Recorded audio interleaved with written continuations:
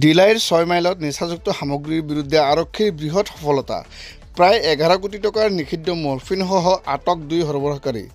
নিষিদ্ধ ড্ৰাগছৰ বিৰুদ্ধে কাৰ্বি আংলং জিলাৰ অসম নাগালেণ্ড সীমান্তত আৰক্ষীয়ে ধাৰাবাহিক অভিযান চলোৱাৰ সময়তে মঙলবাৰে নিশা প্ৰায় 11 বজাত বোকাজান মহকুমাৰ ডিলাইৰ 6 মাইলত নিষিদ্ধ ড্ৰাগছৰ বিৰুদ্ধে আৰক্ষীয়ে বৃহৎ সফলতা লাভ কৰা বুলি বুধবাৰে পুৱা 7 বজাত ডিলাই আৰক্ষীয়ে জানিব দিয়ে। আৰক্ষীৰ সূত্ৰে লাভ কৰা তথ্য অনুসৰি যোৱা নিশা ডিলাইৰ 6 মাইলত নিয়মীয়া নাকা তালাচী কালত উদ্ধাৰ হয় এই বৃহৎ পৰিমাণৰ ড্ৰাগছ।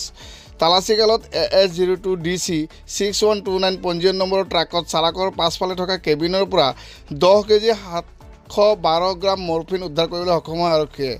ঘটনা সন্দৰ্ভত SI মিণ্টু শইকীয়াই আৰক্ষী উচ্চপদস্থ বিষয়াক খবৰ দিয়াত ঘটনাস্থলীত বোকাজান মহকুমা আৰক্ষী বিষয়া CRPF আৰু ডিলাই OC উপস্থিত হয়।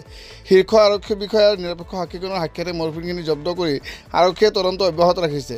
মৰ্ফিনখিনি সৰবৰাহৰ লগত জড়িত হুজাই জিলাৰ লংকা নখটিৰ নিজাম আলীৰ পুত্ৰ আলী আহমেদ আৰু কৰিমগঞ্জৰ গালাচান্দৰ তামিজুৰ আলীৰ পুত্ৰ মহম্মদ আজাদক আটক কৰি জেৰা অব্যাহত ৰাখিছে বুলি জানিব পৰা গৈছে। আনহাতে উদ্ধাৰ হোৱা মৰ্ফিনখিনিৰ আন্তঃৰাষ্ট্ৰীয় বজাৰ মূল্য প্ৰায় 11 কোটি টকা হ'ব বুলিও অনুমান কৰা হৈছে বুলি জানিব পৰা গৈছে।